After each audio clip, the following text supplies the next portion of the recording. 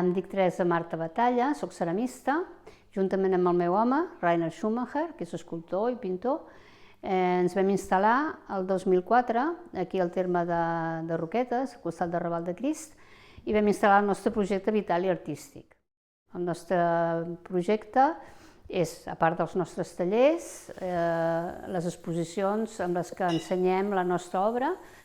També fem un cop a l'any una exposició al Nadal amb altres artistes i també fem formació, fem cursets intensius i cursets setmanals.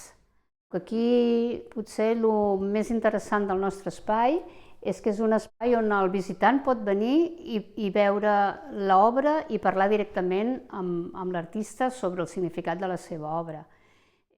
Aquí al Raval de l'Art tenim diferents exposicions. Una exposició a l'aire lliure del Rainer, que són escultures d'alta temperatura fetes a mà, i després tenim l'exposició interna, l'exposició anexa al meu taller, on també presentem la meva obra principalment i l'obra d'altres artistes. Jo treballo principalment amb peça única, però últimament també m'estic dedicant molt al torn i a la peça utilitària. Estic treballant per algun restaurant i la meva última aventura, que em té fascinada, és que estic anant a la Terra Alta, a prop del Pinell del Brai, a buscar les meves argiles. M'estic fent les meves argiles i és una aventura difícil, però fascinant, molt interessant. A més, estic fent peça de ceràmica amb només 2 argiles. Amb una argila faig la peça i amb l'altra argila faig l'esmalt.